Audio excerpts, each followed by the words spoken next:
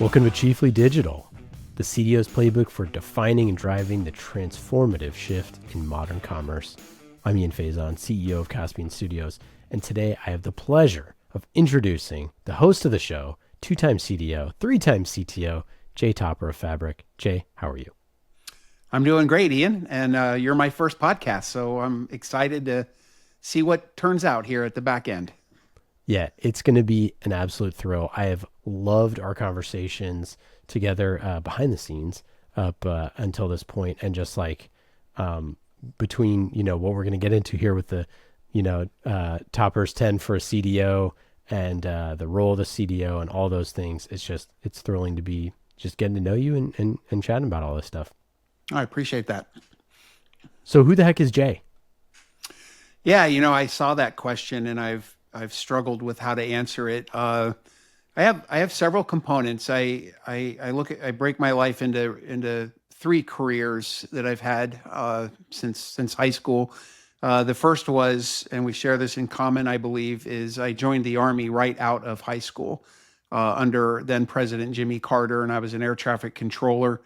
I received an appointment, congressional appointment to West Point, and super intimidated when I went up there in January. And I said, well, I'm not going to do this. I'm going to go back to what was then Fort Benning, and just talk to helicopters and airplanes as some punk 19-year-old kid. But someone had suggested the Coast Guard Academy, so I applied and was accepted there. And then I spent 6 or 7 years at sea and a tour with Naval Intelligence down in Panama. And then I self-funded my master's degree in telecommunications at what is now NYU. It was Brooklyn Polytechnic. And that started the second phase of my career. We're a third-generation stagehand for a company called PRG. And he's basically invented the automation of stage movement on Broadway and became financially very successful. And he wanted to hire a CIO as part of his portfolio of new executives he was hired. So right out of the Coast Guard, I started as a CIO, and that was 1997. And then I've bounced around in C-level employees every 4 or 5 years. Rosetta Stone through their IPO, a couple of turnarounds, FTD into and out of bankruptcy, a couple of fast growth companies, Chico's FAS, and now I'm starting my third career, which I never would have thought I would be working for a software company out of the Bay Area. But I fell in love with this software company when I was at Chico's, and immediately, responded positively to an outreach from their new CEO. And so now I'm starting my third career, if you will, at 63 years old. And that's kind of who I am. It's quite the story, and uniquely you. And I've in just talking to you and discussing the role of the CDO and what makes this. It's truly so interesting because you've had every single part of what means to be a CDO throughout your career in all these different types of roles. And now there actually is a name for it, right? Now there is this thing called a CDO, and you've helped build this over your time being a CDO twice. And it's cool to sort of see it all come together. What do you think is the role of the CDO right now? It's a great point that you made, because even if you go backwards in time to where I was CTO, or CIO, they were very transformative roles. And sometimes I was brought in, in a transformation that was underway, and sometimes to help come in and define it and actually build that culture. So I think the function has always been there since I've been in business. And I attribute it to a couple of, and now it's just starting to accelerate. So we're seeing more and more of it. And this podcast alone, Chiefly Digital, around the CDO position, that it's got legs. And number one is I think it's transformative in nature. That's such a trite word, and it drives me nuts when people talk about going through a transformation. But I actually pulled the title myself from a McKinsey document describing the role of the chief digital officer that was probably 10 years ago. And it was by definition a temporary and transformative role at the time that they wrote this article. And I really embrace that, because I think everything's temporary in today's world. And And I think it's very mission oriented, that you have a defined set of goals that you're trying to achieve. And at some point, you're either have achieved those goals or you have landing assured and you're going to achieve them. And at that point, you have to relook at what the company needs. But I think there's a couple components to it. I think number one is in today's world, rising the tide of all the boats around you, all the different functions in a business with regards to technology and data. Because at the end of the day, the smarter your company is around these just concepts of enabling technology and the use of data, AI, but even just simple reporting to make business decisions. The smarter people are, the smarter the company becomes, and the faster they can act. I think there's a cultural shift too. When I think of omni-channel, I go back and I've heard that word so long in my career that I almost attribute it to the brick and mortar way of looking at adding e-commerce to the portfolio. When I think of omni-channel, and I like to use the word connected commerce, there's so many billions of touch points to a consumer now on telephones and internets and chats and postcards and catalogs and websites and mobile and in-store and just unlimited. And at every one of those touch point, a brand is trying to fulfill whatever promises they believe the consumer is expecting and hopefully exceed that. And that has to be done really quickly, because just like when you're designing a product in fashion retail, for example, the closer you can get that design to when you can put it in front of the customer, the more valuable it is. You can anticipate those needs. And so I think there's a real speed component to this too, and a real digital philosophy of being agile, of being incremental, of failing fast. And it's not about e-commerce. It's just about a way of anticipating where modern retail and the modern retail consumer is going. That's a lot of words, but I think whether you're coming from marketing or technology or operations, I think it's omni across the organization of trying to raise the digital IQ of an entity. I love the idea of raising the digital IQ because that's what it feels like, right? It's like, are people embracing data? How data driven are they? Are they embracing technology? How much are they doing that? What are the different functions that are doing it? Where do you see, like, does the CDO sit next to the CIO and the CTO? Do they, where do they fit in the org chart? Yeah, that's a great question. And I remember back in the early 2000s when CX started to be a big, huge term. And there started to be roles around who owns the customer experience. And a lot of times that was fragmented. There were chief customer officers that were individual contributors. There were chief Mm-hmm. customer officers that had, the customer, they actually owned the customer and the experience. I think you see the same thing with a chief digital officer right now, is that different companies are approaching it differently, the ones that are embracing the role. And in my case, in both my roles, the CIO and CTO functions were under me. And so I had a pretty wide purview. I also had supply chain, customer service, and other areas as well. And at one company, marketing, merchandising, and basically the whole P&L. And it's one of those things that if you have that much control, there's control versus influence in any organization. If you have control, you have to act like you're an influencer, because these things work from a groundswell up, and they work by really showing people yourself on how, good data and simple data put in front of somebody. They go, oh wow, my gosh, I didn't realize that was happening, and they make a quick decision, versus tabs and tabs and tabs of spreadsheets trying to find different data. Everything is accelerated. So and you don't want to top down that, because in my experience, organizations that are trying not to be siloed, you really have to work across the organization. So I think at the very least, the role has to be a peer of the CTO, Mm. the customer facing experiences, but in some cases, technology can fit under there nicely as well. Yeah. And this is sort of, we've seen this, with security and the CIO sort of in a similar way, right? Where it's like, does security sit under the CIO? Is it a peer? As these things change, it's like, if every single thing that touches technology is one person's job, then that's a pretty big job, right? Yeah, when I think back in my career, what got me into technology was I was in Panama, literally crawling around jungles with a Sony camera that cost like $20,000, and you put a what was it, a 3.5 inch floppy in, and you could take like four pictures. And then I was Yeah. using pre-internet to send the image to ships that were out at sea, and I was like, I got to go figure this stuff out.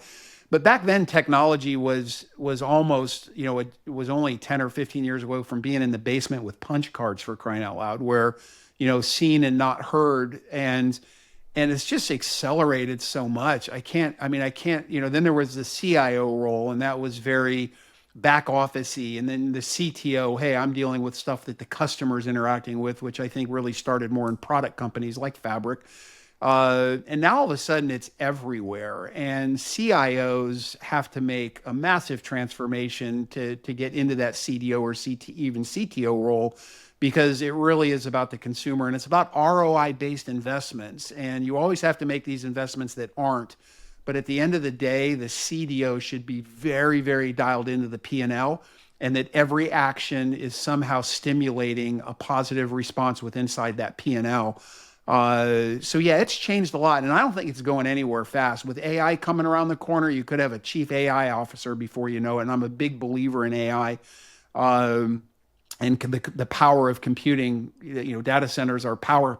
They're basically power companies now that happen to have computing power because they're so powerful right now. So yeah, I think I don't think the transformation is over. I think it's going to continue. Does every retail company, like retailer or commerce business, need a CDO?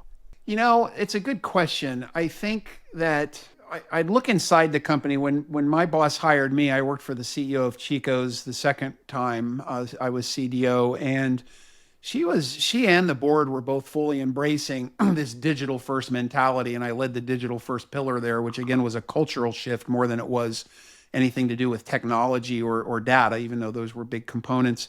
I think that if there's a true recognition that what we're doing now is not adequate, and that we need to go faster, and we need to get our solutions and our experiences closer to the customer, meet and exceed their expectation, because there's a whole dynamic going on now where hey, there's the safe way, let's just hold what we've got and not make change, it's doing okay, versus hey, let's rip it all out and redefine everything. But there's really a middle ground there. There's a time and a place to swap things out to make it easier, better, faster. And if the company recognizes that, I think they need to have a CDO or those functions under a human being that is empowered to do that. If they haven't embraced that, then I think less so. Then you're going to have more of an individual contributor that may be less effective, and that becomes hard. It becomes hard to sell the concept if you don't have some top level support behind it. But I'm obviously a big fan. I've personally chosen the title twice. In neither case was the company looking for a CDO. It's just where I ended up, the position I ended up filling. Yeah, I mean that's part of the reason why it's so interesting is because you chose that title for yourself. There's truly nothing else you'd rather be doing than being a CDO in that moment because of, like you said, the scope that it entails, because it includes touching the P&L, because it includes technology, because it includes data, and there's kind of no other way, right? Like that's what I think is so interesting is it's obvious in retrospect that someone should be doing this, but it wasn't always that way. But now it seems like everybody, should be investing in not only the CDO position, but embracing modern commerce, like embracing modern retail. When I think about, you're exactly right, and marketing's been there for a while, right? Performance marketing is so much about data and personalization, and I've spent a lot of time in that area, managing it directly and serving it. But even when you get into merchandising, the traditional designing and buying of product, especially if you're vertically integrated and you're buying designing unique product, as opposed to how many batteries do I buy, but you're actually designing a bra or a pair of jeans. That the technology is infiltrating that, on the buying of the product. How much should I buy of each SKU, of the deployment? Where do I put that SKU? I have 1,000 stores. How many pairs of size six girlfriend jeans do I put in the San Francisco location versus the Miami?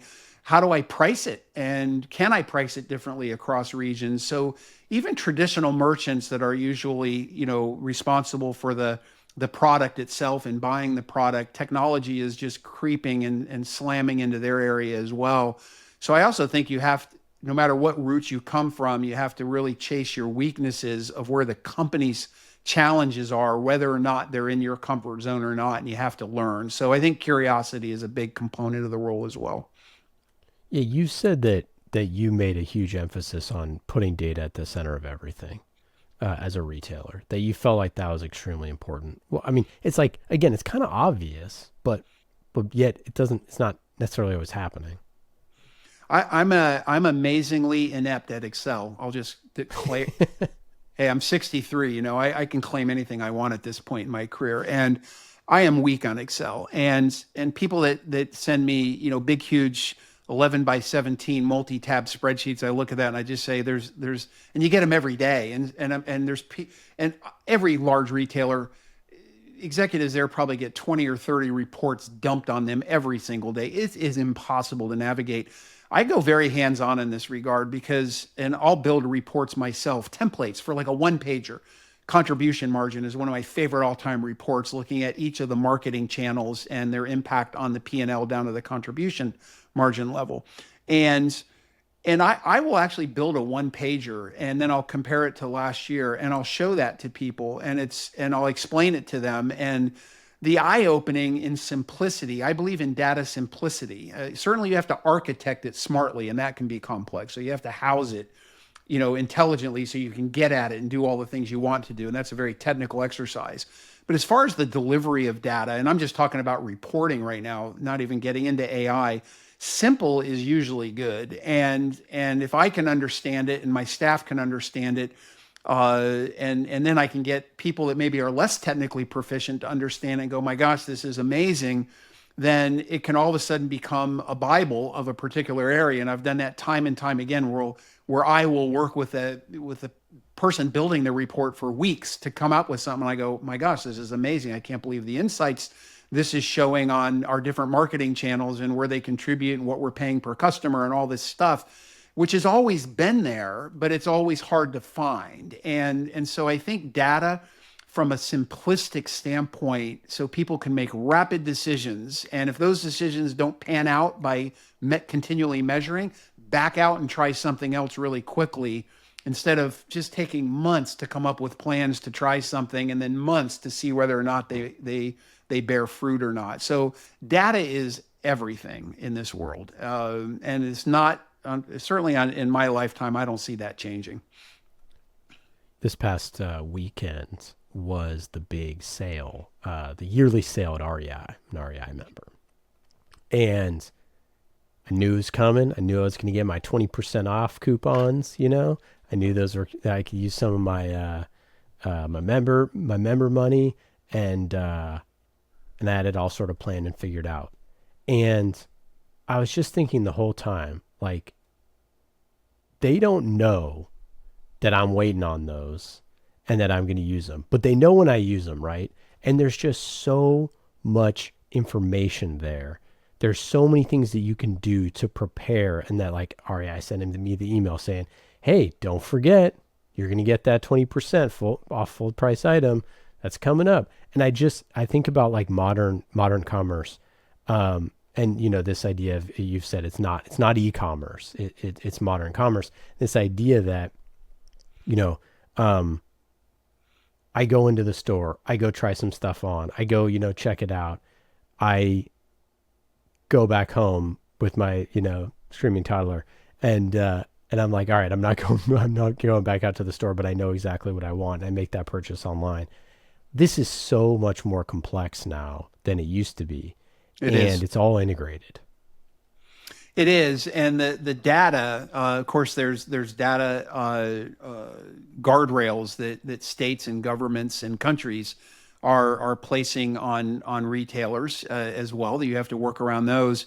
There's all the proactive data where you reach out to a company and you do something. You call customer service. You make a purchase. You've proactively told us something. There's reactive stuff that you're not really telling us anything, but we're watching. We know how many pages you went to, what marketing channel you came from. And then there's all the macro things going on. Hey, who knew that dresses in Kentucky near the Kentucky Derby are going to spike? That's a macro thing. And to try to tie all these things together to give you an experience that feels special to you, without being creepy, which most people embrace. I want to feel unique. Is complex, and that's only on the marketing engine. You have to get into the sales engine. You have to get into the post-sale engine, which is customer service and fulfillment. And then you have to go all the way back up to the product itself so they can get feedback around, the merchants can get feedback around the product. Because for a company like REI or like Chico's or like FTD, or really all the companies I've served, it all starts with having a great product. And so what kind of feedback on returns and, which are coming more and more digital, you hit a barcode, and all this data is coming in from all these places. And then how do you use that to make the next experience better and consistent? It's a lot of work. And if you get everybody on board, it certainly goes a lot smoother and can be energizing and even thrilling, frankly. Yeah, and it seems like that if you have a CDO at the top with a team who's resourced, that they can execute, they can get the simple things done and be able to be agile, to be able to build a team that can be responsive and proactive, and to think about those things and say, hey, after the holidays, people buy pants that are a little bit bigger because we all gain 10 extra pounds. Maybe we should make sure that our stores have XYZ. I was thinking about this. My wife has different size top and bottom for her bikini. And she's like, I can never find a swimsuit ever because they're different sizes. And I was like, that is something that probably almost every single woman in America deals with, right? Is that exact same problem. And yet, you don't see billboards about it. You don't see, hey, mismatched tops and bottoms, et cetera. There's just so many insights that people are thinking about at the very customer level that have to make its way all the way to the top. And if you don't have an infrastructure, there's a great quote from Eric Ries, who wrote Lean Startup, and he says an innovation score for a company is how quickly an idea can get from the very bottom all the way to the top to the CEO and back down into production or into delivery, right? And it's I love that idea of if you build a CDO function that is embracing modern commerce, then your speed score goes up, right? You can respond faster. You can get out ahead. You said a lot there that that resonates with me. First of all, yes, bras and swimsuits, any woman will tell you, are the hardest, most personal thing to try on and to feel good about yourself. And at Chico's, we focused on the comfort and joy. And I'm trained now that, when my wife says, how does this look? My first question back is, well, how does it feel? First, let's Right. deal with comfort first. And it's really that's a very personal experience when you go into, for example, a Soma store or Victoria's Secrets or any intimate apparel store, that you get very personalized attention, and they're very graceful about that. And eventually you go, wow, this is an amazing bra or an amazing swimsuit or amazing pair of jeans, and you walk out. How do you bring the charm and the personalization of that to a digital ecosystem?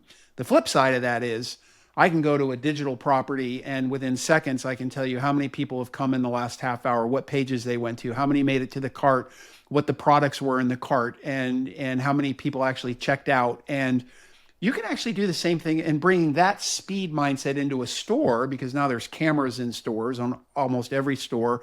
And when a person goes to the jean rack, that's basically a PDP page. When they go to the dressing room, they're kind of, getting ready to add it to cart. We're in the line for the checkout. They're in the cart, and you can actually start making decisions in the store real time, based just like you can on a website when you're moving products along. So there's kind of a bi-directional, thing that happens there.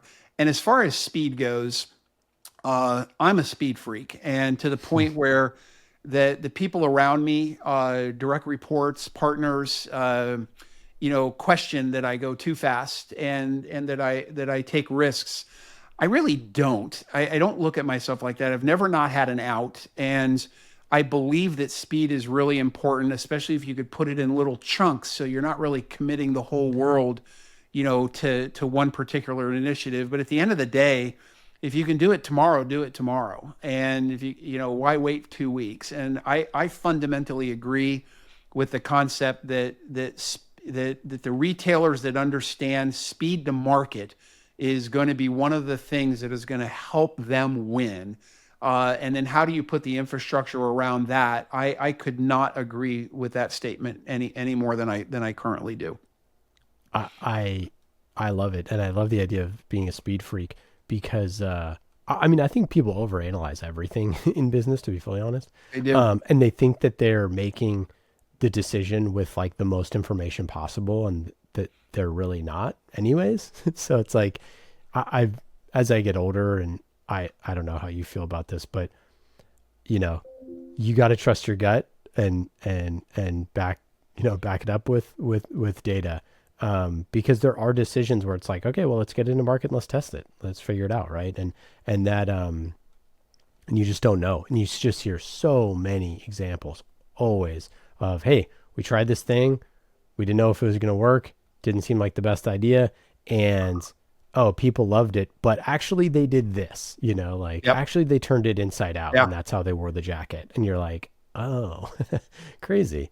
Didn't think that was going to happen. And I totally agree that if you build your team with a strong foundation, that speed can happen, then it can happen. But if you don't, then there's no way to get fast. It's like use the cruise ship versus the speedboat analogy. Like, no matter how fast you want to go on the cruise ship, you will never get as fast or That's as right. agile. So it's like you have to figure out how to build the speedboats. Colin Powell has I've studied him quite a bit, Me and too. one of his sayings is, I don't know the exact one, but it's close, is P equals 40 to 70, which basically means if you have 70% of the information, more than 70% of the information you need to make a decision, you're going too slow. If you have less than 40%, you're going too fast. So get yourself in a comfort zone of 40 to 70. And I think a lot of companies are looking at that 90, 95 range to get to a comfort before making a big decision, where it just doesn't have to be that complex, especially if you have an out. And in today's world, and I hate rollbacks more than almost as much as I love speed from an absolute value standpoint. I don't do very many of them, but you have a rollback and you have a contingency if you have to have one. But in general, I think that it's better to err by commission than omission. It's better to do something because the world's not standing still. What's an example of something like that you'd create an out?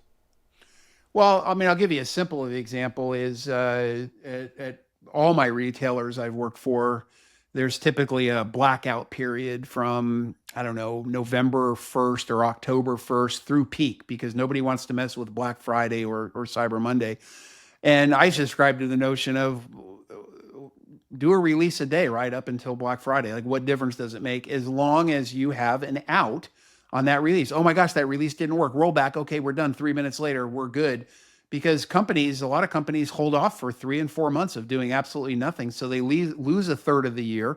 Then you lose the holiday mentality. People come back in January, and then it takes a month to get momentum. And then you're in February where you've started the engine going again. And so I think other things are in today's world of microservices and modularity and all these companies spinning up everywhere about every possible function around commerce, from A/B testing to search, and that you can try before you buy now. So you can actually implement something and run 25% of your traffic through it and actually see how good it is and make a 90-day commitment instead of a 3 year or a 2 year commitment. So I think there's going to be a lot more trying in the future, which will increase speed and mitigate risk, which is really what it's all about. Um, and just in general, I think getting in front of executives with ideas. To your point, you get a great idea here. How do you get that up and back down really, really quickly? There's really not risk in that. It's more of a cultural shift, and the risk is that if you're a lone wolf trying to accomplish this, you can actually hurt a company's culture versus if you have a company that's actually embracing and supporting that type of approach.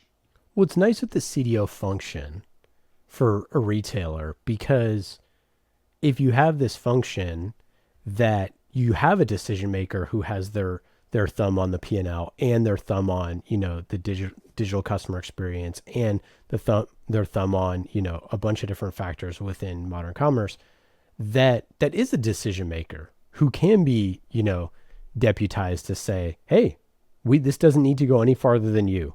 You figure out how your team wants to approve these things, and if we want to improve it, you just go, right? And lowering the bar uh, to decision makers that are not quite as high up on the food chain, and then you can get stuff done. And then, were there things that as a CTO that you're like, okay, or as a CDO, you're like, this has to come to me, but other stuff where it's like, hey, if you feel that way, you can just go do it. Boy, I mean, I've said this for 25 years or 20 years that if all my directs come to me with something, an idea, a recommendation, and they're 100% aligned, they're just coming for me to sign it. Just bring me the document to sign. Because if all these varying people across, the different departments I've managed are in 100% agreement, at that point, who am I to go against the grain there? So I really do want to and try to push these decisions as far down in the organization as I can. I think that's enabling. I'm a very bottoms up guy. But a lot of that's dictated also by the CEO. For example, I'll use an example of bad news when, you know, you do a release at 2 o'clock in the morning and something happens and you have a problem on your website. Bad news travels fast. And my CEO and our ELT, I'm the person that's going to send an email out at 2 o'clock in the morning. I'm going to do it myself because number one, I'm going to be up with the people that are working this. I don't get in their way, and number two is I want the executives in the company to feel like they're in safe hands. And I could easily delegate that, and I don't think much would be impacted, except if you delegate that, the people are actually doing the work that you're distracting from to try to let the people know looking over their shoulder what's happening. But in general, the more work that you can get the chain of command to do to get comfortable around decision and bring you recommended decisions that you can just buy into, the better an organization is going to run. You're going to have parameters. You got budget. You got hires. You got to, you got CFOs and you got all this stuff that you got to deal with within a company. But as long as you're following those guardrails, I can't think of if we released a brand new e-commerce platform last year, and when we first started putting live traffic, I'm making the call on that because there was perceived risk, even though again there was really no risk, but there was perceived risk. So there's a few things like that I need to know what's going on, but it's more of a, hey, we need to make sure Jay's in the loop, then we need to get Jay's permission. All right. So you have been in the lab. I don't know where's your studious spot of your house, or where do you come up with your crazy zany ideas? I sit in my office on the first floor, and I'm currently reading uh,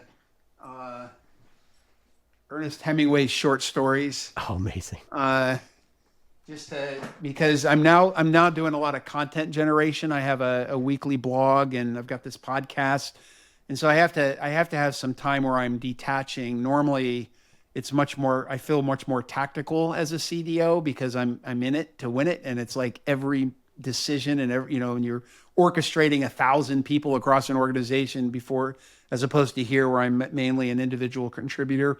But I have slowed myself down quite a bit to get some thoughts going in my head and think about the industry and think about the macroeconomics of the country and all these things that I would read articles about, but I really wouldn't have the luxury to pause and read. And I work for a West Coast company, so my content time is like 7 a.m. to 10 a.m. because they're all sleeping. Perfect. And so I get to clean up all my emails, and I have this like period. It's the first time I've ever worked from home, so that's a little wonky for me. But I'm glad when they come online, I can actually speak to humans. But it's my office downstairs. I I've got imagine it you with a built the way I want it. quill pen with a big feather, like an eagle feather, that you I sat have down a and I have wrote. a glass pen and an inkwell, and I keep a journal as well. I see. I knew it. I No, you knew it. nailed me. No, you nailed Oh me my there. gosh, that's so funny. Yep. I did not know that you had those things. That's really No, you funny. did not. Um, so you came up with the top 10 things that a CDO needs to know. And we're calling it the toppers 10, which is great. Why did you feel like you needed to make a list of top 10? And how did this go? Well, I have a document that I've created over the years that every direct report and every manager or director I've ever had work for me has a copy of it, and it's what is a director, and and I've started it by what is a director in a publicly traded mid market company because that's primarily where I serve, sort of the 2 billion South. And I wanted, and everybody, a director is a really big level to get to in an organization. If you're a manager, you're just coming in, you're not necessarily thinking of being a CEO or CDO. You're just thinking, hey, I want to get to a director, and then after a director, how do I get to a VP? So I created a document of what does it mean to be a director.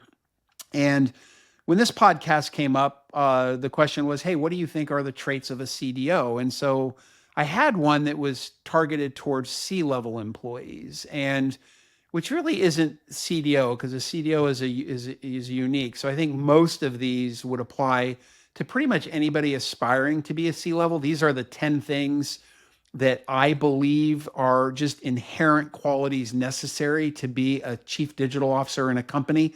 Probably 7 of them are ones that I would say, I don't care what C-level you are, you need to, have these traits. So I've put a lot of time and effort into just kind of saying, hey, if I were walking into a company as a CDO or somebody I knew was, hey, these are the things that I think if you embrace these to some extent, and I'm sure some of my peers and CEOs I've served would, may not agree with every one of them, but they're sort of who I am as a human for sure.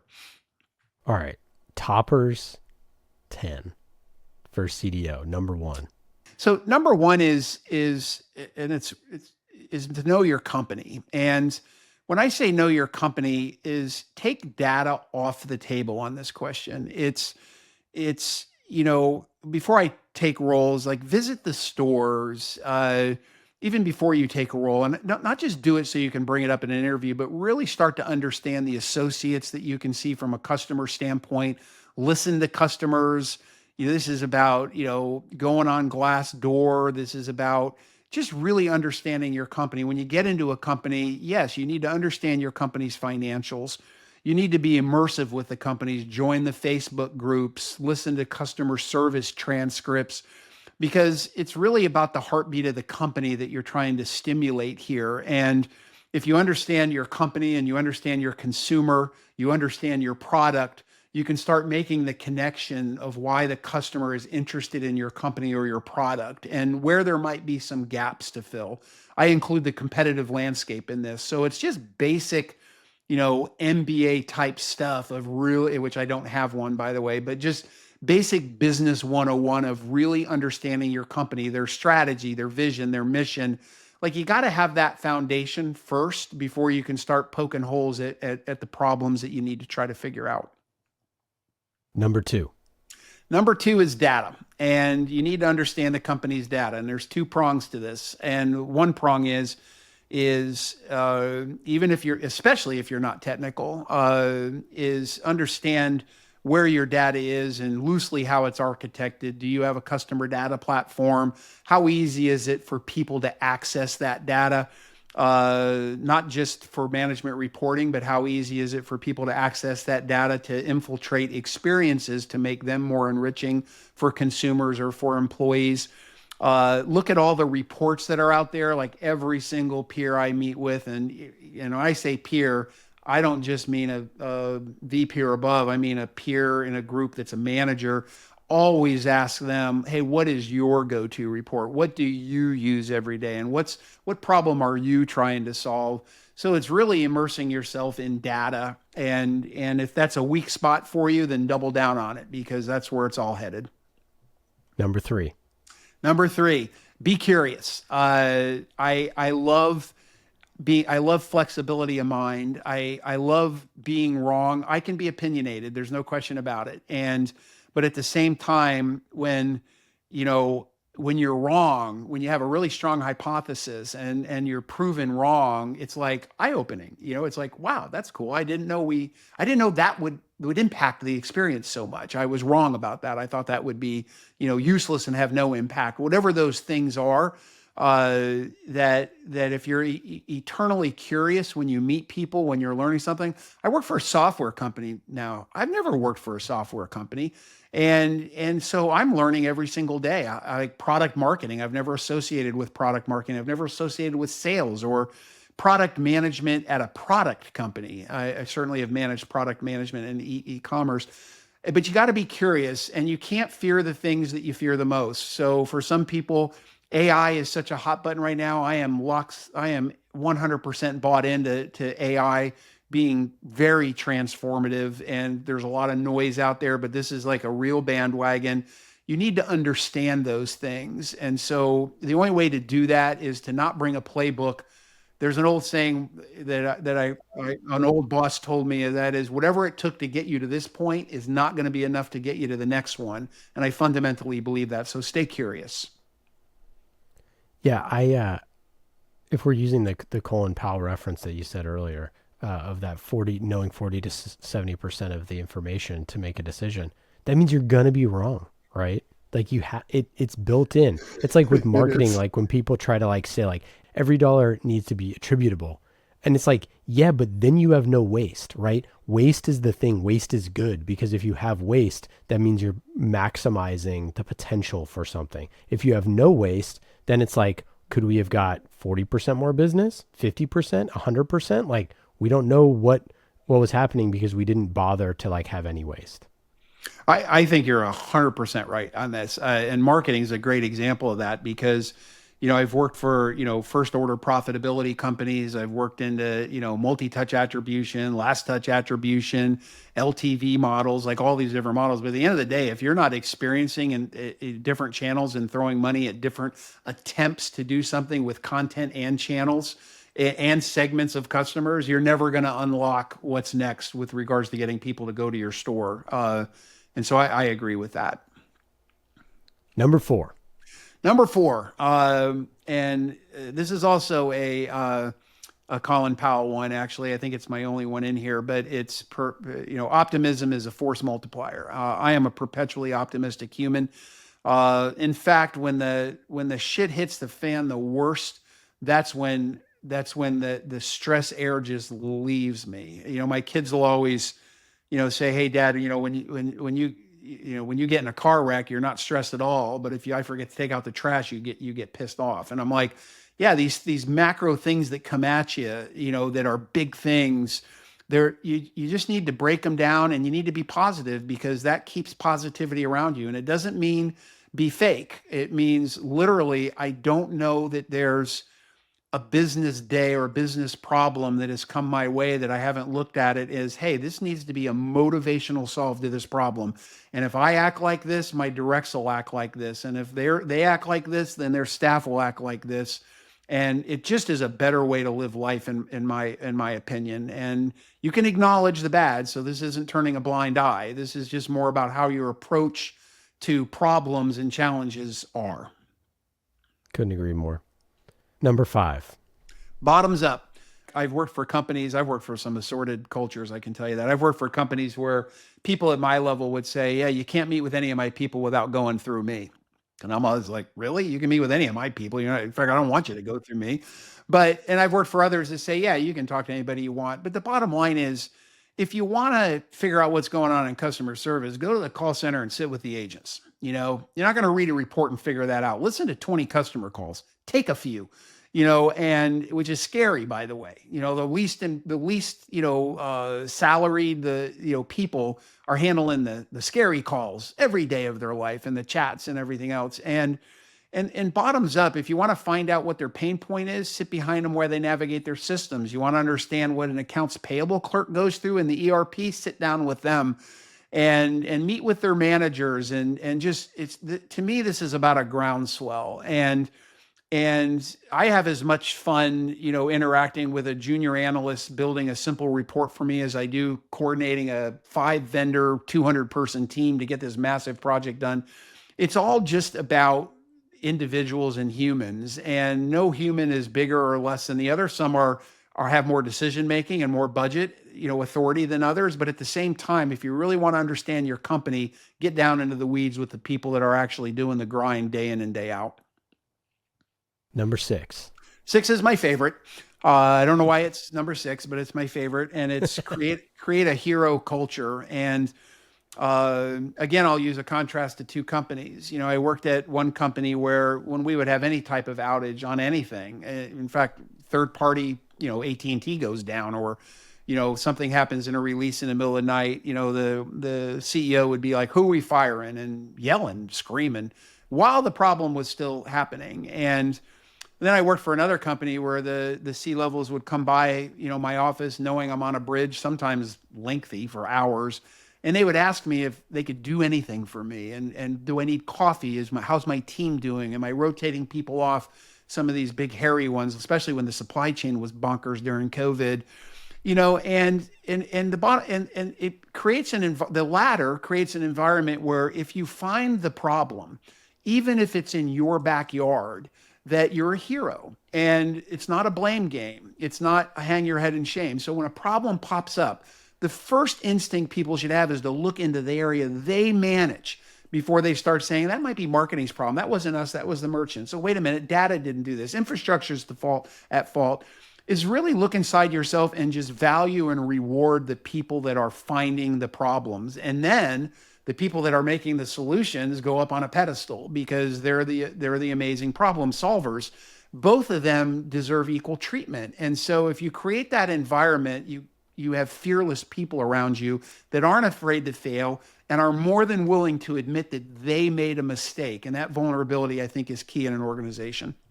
I love this. And there's a great Steve Blank article where he talks about also basically Godfather of Lean Startup, where he talks about a post that I think was pulled from McKinsey or something like that, that essentially boils down to your culture is what you celebrate. Yeah.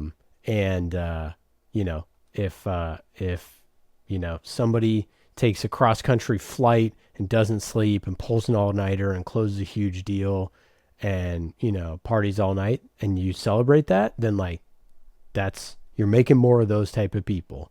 And I always love that. I love the I like that as well. Yeah. Number 7. Number 7's a little wonky, but because a lot of C levels, including myself, like to claim a strategic side of them. And sometimes I've interviewed people for VP levels and say, I really don't want to get hands-on. I want to be more strategic in my next role. And look, I love strategy, and I love buying into a company strategy, and I love having a hand in what that company strategy is. And I love laddering it down. Well, if that's the company strategy, what's technology strategy? What's marketing? What's supply chain? And getting it so you have a nice pyramid ecosystem of how to achieve your company, strategy. But at the end of the day, I'm an executor, and I like doing all that upfront work around strategy and around problem identification to achieve the strategy, solution architecture to solve those problems, and then making the decision on the partners and platforms or whatever you might use to then implement. But man, once that implementation starts, you got to be hands-on, because you can't leave that to everyone. And it's not a question of micromanaging. It's a question of the fact you've done all this work to get to know your company. You've done all this work to be bottoms up. You can see things very holistically, and you see it through the eyes of the board of directors. And there's mountains you can move when people have problems. I don't think anybody that's ever reported to me would say I'm a micromanager, but they would all say I was hands-on and involved when it mattered. And so that execution part, man, I'd rather execute a poor strategy than execute no strategy. And I'm sure there's debates on which one is better than this. It gets back to my belief in make mistakes by commission, not omission. But if you do enough upfront work, you can be pretty confident. But don't forget about execution, because implementation, execution, the actual change is where the magic happens, especially if you can pivot quickly. But yep, that's it. Execution. So I love this. And I've changed my tune on strategy a ton recently. where I was listening to a podcast and with Jason Fried, who's a techno sort of famous technology founder, and he was talking about their company and how they do planning. And he said, we don't do any planning past 6 months, or sorry, 6 weeks. And he said, and they're like, the guy's like, why did you do that? And he's like, because anytime that we found that we planned farther out than 6 weeks, and this is like product strategy, right, for a technology Yeah. company. But he's like, we either one of two things would happen. We would be sort of trying to convince ourselves that we were smart and that we could predict the future, or we would get into the future and then be dogmatic in looking back at, well, old me was smart, even though new you is way smarter because you have all this information. And so what happens is people build like a year plan, for example, or a 2 year plan or whatever. And then they stick to the plan, but it's like new information has now come to light in the past. So I think of it more that strategy is more about setting a North Star, having your mission be clear and setting your North Star and saying that, hey, this is our path to get there. But you have to be able, if you use, I wrote a blog post about this dead reckoning, where it's like the whole point is that you have to take out your compass every 100 yards and make sure that you're on course, Yeah. because there's no way through the trees unless you do that. Whereas like if you just say, I'm going to set the course and I'm just going to walk for 5 miles, you could end up, extremely far away. Yeah. I think that's spot on. I've learned this at the small software company Fabric that I work for now, is that a lot of the characteristics they have. And in fact, when I've worked for little companies that got big, like Rosetta Stone, as they grow, they say, we want to keep the charm of a startup. We want to keep the charm of when we were small. Or you get big companies that have long forgotten what it's like to be small and nimble and hungry and scrappy. And they try to capture that. And that's what digital first and a CDO is all about, and you can't fail fast if you have a year plan. Yeah. And so I fully embrace the 6 week, 8 week. When you do major replatform, you get people together. All right, what do we do in the next 30 days? Let's just lock that down and put all of our effort there, and then we'll meet again and say, what do we do in the next 30 days? That's the world we live in now, and I fully embrace it. And you have to pivot, otherwise you can't pivot. Well, you told that story earlier, which I love, about the Black Friday piece, where it's like there's just this culture and this taboo around, hey, we just shut everything down in prep for Black Friday. We're not going to release anything else. And you're like, that takes out half the year practically. So we're Yeah. just not going to release anything for half the year. That seems crazy. Let's do the exact opposite of that and let's release something new every day. There And is always a reason not to do things, always. And it's budget time, it's evaluations, it's, we got our 10 Qs and 10 Ks and 8 Ks we got to get out, and, all the different things. But at the end of the day, retail doesn't sleep, and it keeps moving forward. And I think you have to keep pace with that. number 8. I think calculated risk taking is critical, especially in retail that sometimes can be a little slow to take those risks.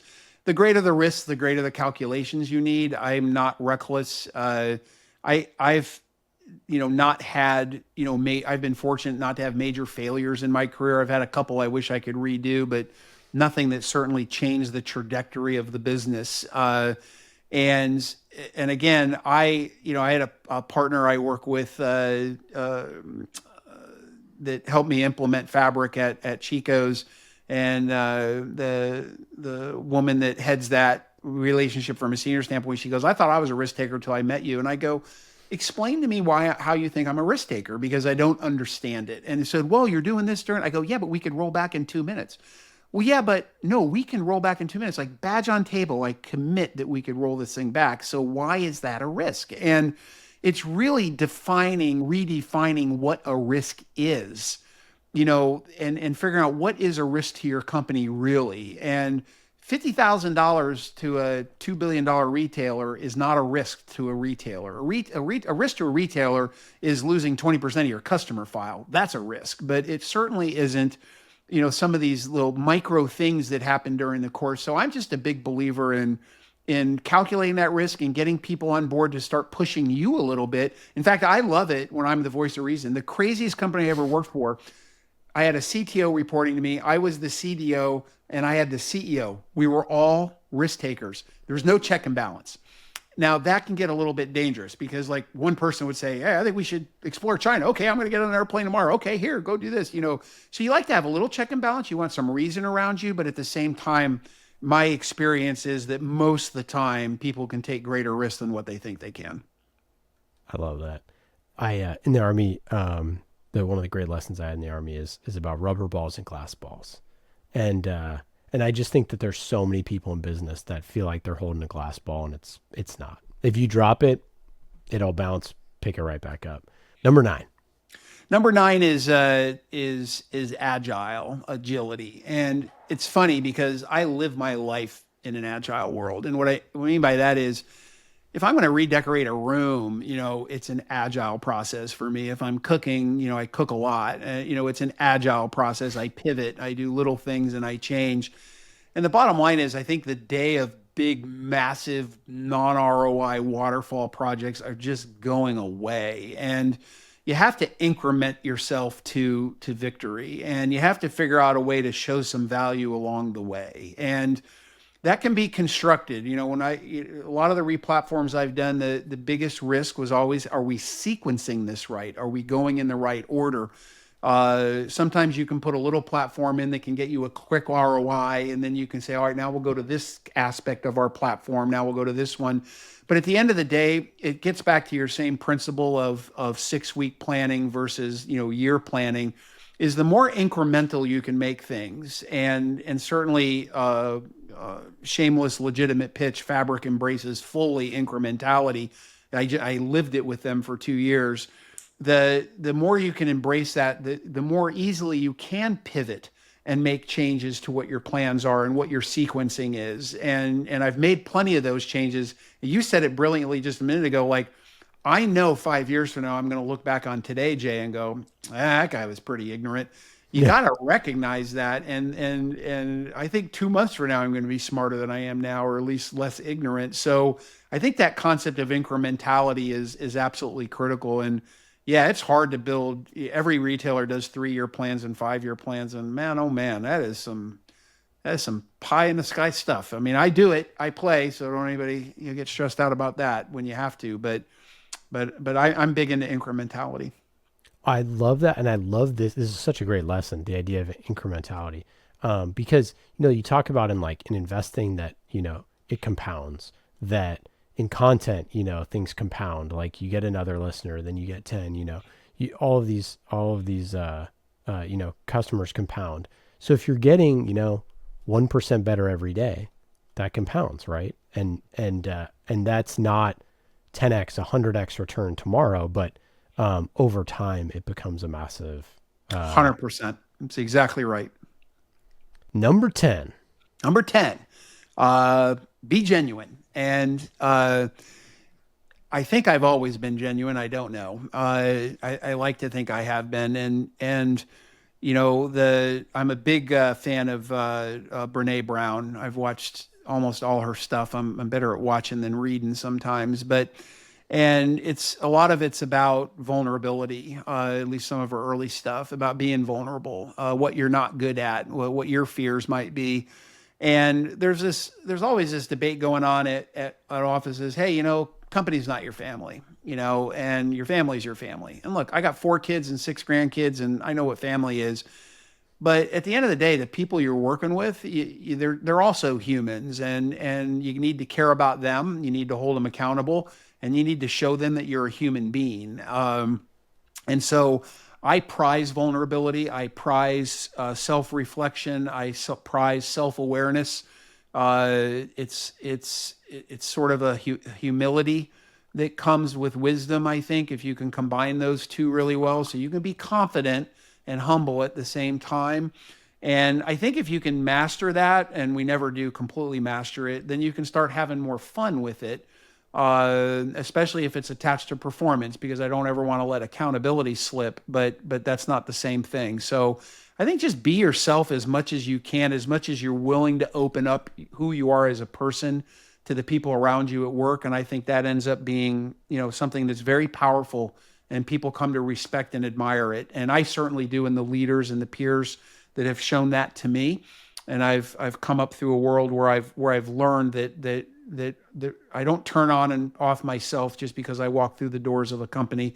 I try to stay true. I try to stay true to who I am, including the mistakes I made and the successes I have. I try to stay true to myself as best I can when I walk through the doors of a company.